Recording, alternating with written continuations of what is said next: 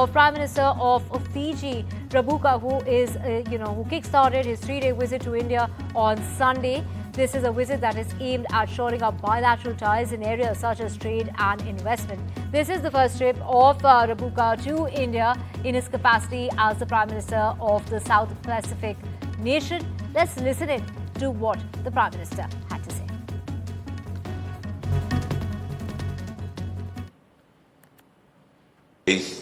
And the next 2 days,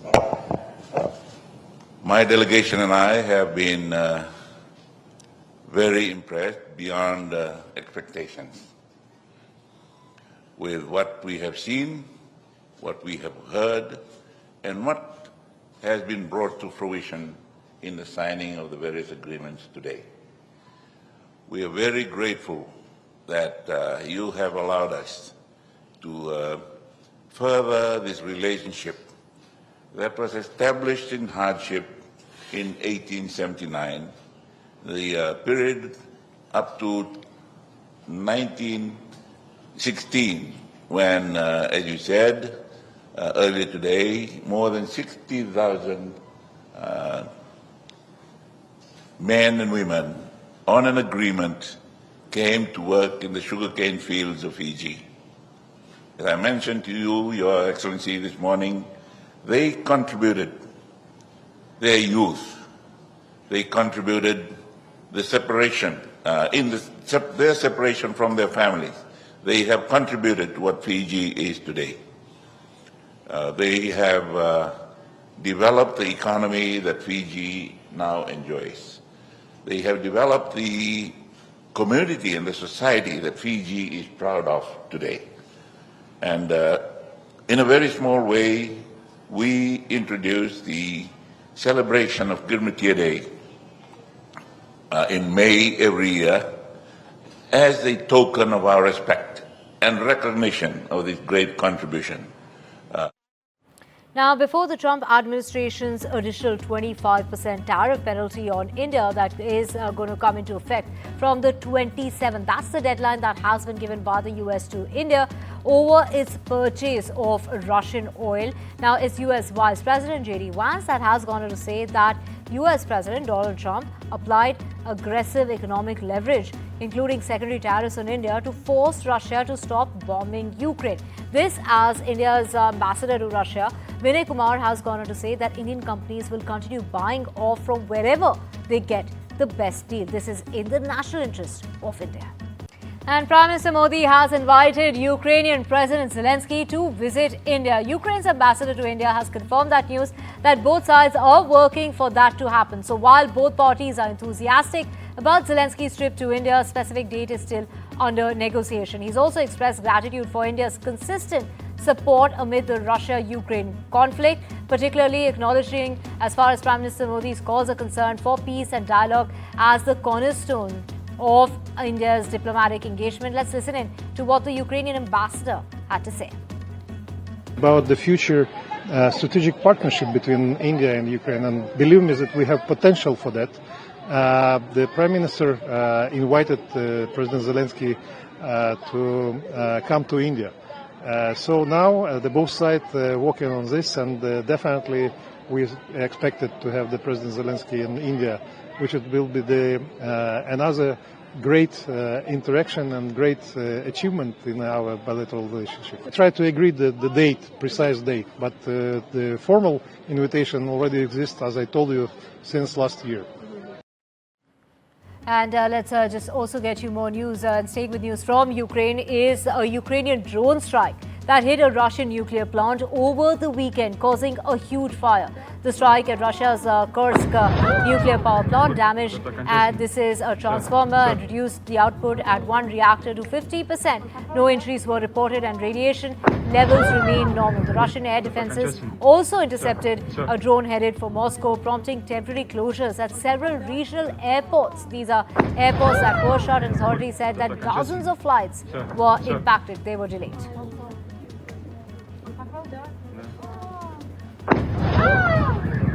Switching tracks now to Canada, and it's the Canadian Prime Minister Mark Carney that has announced substantial new military assistance for Ukraine during a meeting with Ukrainian President Zelensky in Kiev on Sunday, reinforcing bilateral defense cooperation amid ongoing regional tensions. Now, at a joint press conference following the talks focused on security guarantees, energy collaboration and defense support, Carney has gone on to confirm Canada's commitment of 2 billion Canadian dollars, which equals to about 1.45 billion US dollars in military funding previously pledged at June's G7 summit. The aid package includes 835 million Canadian dollars for armored vehicles, drones, medical supplies, ammunition and other critical equipment as well. $680 million to bolster Ukraine's air defense, while US-sourced arms, and $220 million set aside for joint Ukrainian-Canadian drone and electronic warfare projects. Now, strong winds and heavy rain has whipped the southern part of China. This is Hainan Island and also nearby areas as well as of Sunday as Typhoon Kajiki passed over open waters to the south and headed towards Vietnam's central coast. About 20,000 people were evacuated from potentially hazardous areas ahead of the storm. Now, fishing boats returned to port and more than 21,000 crew members came on shore. Kajiki gained strength as it moved west over the sea with maximum sustained winds of 162 kilometers per hour. That's about 100 miles per hour, according to China's National Meteorological Center.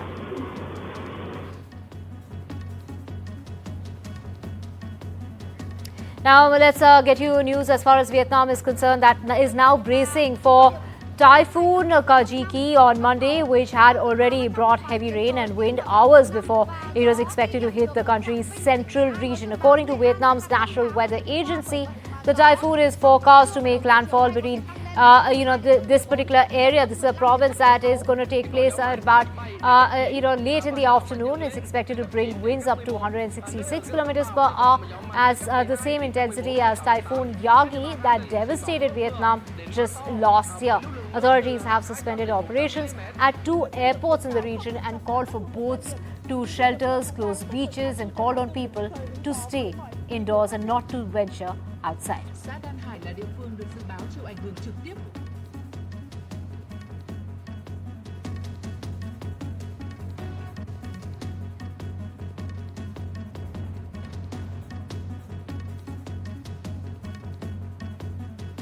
Moving on to news from Israel, and it's the military there in Israel that has bombed the Yemeni capital, Sana'a. This is the Israeli and the Yemeni officials have gone on to claim this and said that there have been tensions as far as the region is concerned, and that continues, in fact, is escalating amid Israel's war on Gaza.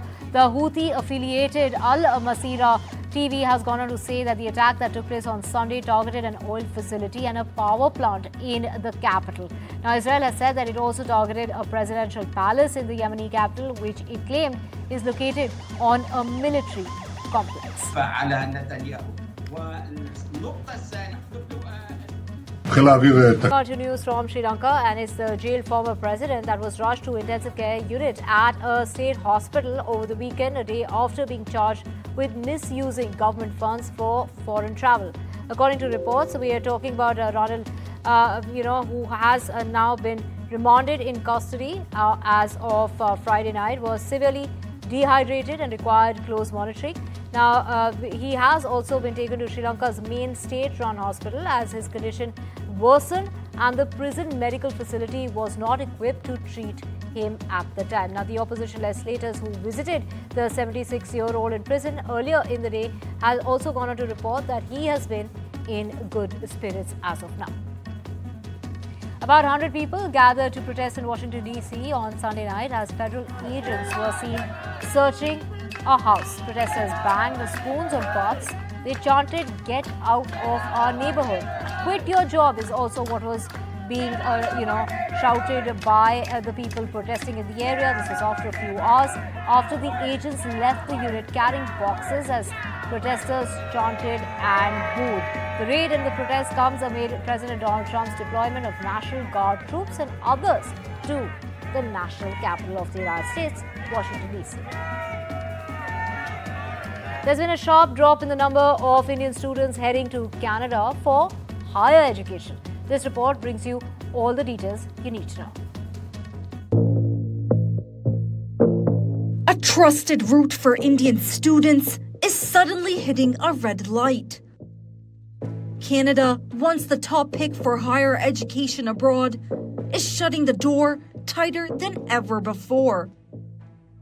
New data from Canada's Immigration Department, the IRCC, paints a worrying picture. Study permit approvals for Indians between April to June have plunged over 65% in just a year, from nearly 56,000 approvals last summer down to just under 18,000 this year. And the slide isn't stopping. Canada began tightening student visa approvals in 2024, and it's only worsened this year. The total number of study permits issued to Indians stood at over 99,000 in the first 6 months of 2024. This decline continues in 2025 as the number fell to under 48,000 for the same period. These numbers, as per the IRCC, are early estimates and subject to change, but they reflect a clear shift in how foreign students are accepted amid growing anti-immigrant sentiments in Canada. Canada's international student boom quickly turned into backlash. Soaring numbers after COVID drew heavy criticism, and it became a key issue in the 2025 election. The backlash pushed new policies. Overcrowded housing, strained hospitals, and packed transits were blamed on rising immigration. Now Prime Minister Carney says temporary residents will be capped, making up no more than 5% of the population by 2027. For Indian students, that means fewer chances and more hurdles. The path to Canada isn't closed, but definitely getting harder to walk. Now, moving on to more news. After India announced that it will temporarily suspend all types of postal articles to the United States, Europe has made an announcement as well. Europe has gone on to announce that it will also suspend the shipment of many US-bound packages. The end of an exception on tariff duties for low-value packages coming into the United States is causing multiple international postal services to pause shipping as they await more clarity on the rule. Moving on now, in fact, is the European Central Bank President Christine Lagarde on Sunday warned that the undermining central bank this is the independence that could lead to serious consequences. Made the remarks against the backdrop of repeated pressure on the United States Federal Reserve from the United States President Donald Trump. The central bank independence is of vital importance, is what has been said, noting that the independence of policymakers and their institutions should not really be questioned. That is the stress that is being put in this regard. In fact, stressing that once the independence of a central bank is under threat, the institution may become dysfunctional. Let's just also get you the latest when it comes to Shubhanshu Shukla, who has landed back home in Lucknow. Do remember that he met with Prime Minister Modi in the national capital at the residence of Prime Minister Modi on the 18th after having landed back in India on the 17th of this month. Now, a week since, now he finally makes his way home. He was greeted by his family members on top of that special chariot that was made. He has also been honoured by the students of his school, the school that he studied at, a felicitation taking place at his school, the CMS, and also a felicitation ceremony that is going to take place in the presence of the Chief Minister of the state of Uttar Pradesh. We're talking about Yogi Adityanath there, saying honouring the space hero is very crucial to inspire the generations to come. Gagan Yatri, or we must call Indian astronaut Group Captain Shubhanshu Shukla, have arrived back in Lucknow, his hometown. The one very fortunate thing that will happen today is that he will be going back to his school, the CMS school where he studied. And all of these students are from the CMS where Shubhanshu Shukla once used to study. He will also be visiting his school, will be interacting to these students for whom he is an inspiration today. We'll go across to the students who are from CMS and we'll ask how proud of you, of your alumni, of your of once a student, now being an Indian astronaut who was abroad the ISS? I'm very proud. Like he studied in Aliganj campus. Now he is an astronaut, and it is very proud thing for us. Thank you. Do you see him as your idol? You want to become an astronaut? Yes, I want to become astronaut when I grow up. How do you feel one of your students from your school being now India's hero? I feel very proud of him that he is from our school and now as astronaut, and he inspires me much. When you first saw him at the airport, what was that feeling? First, so I was able to see him properly, and then when I saw, I was saying yes, he is the star of CMS.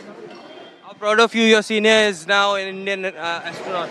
It is really a proud moment for not only CMS or Lucknow, it is for the whole world, because an Indian who goes to ISS, it is really a great honor and we feel very much proud of him.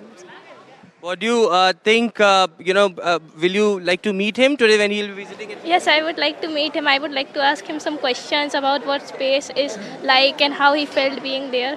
It is really an honor to be able to speak with him at our school later. You also want to be an astronaut? Not really, but I'm very proud of him. Well, let's get you the latest, and this is in regard to India that has carried out the first firing test of a new integrated air defense weapon system that consists of missiles and high-powered lasers to take down enemy air threats. The multi-layered system is designed to defeat threats ranging from incoming aircrafts and missiles to drones using different weapons that can be engaged simultaneously.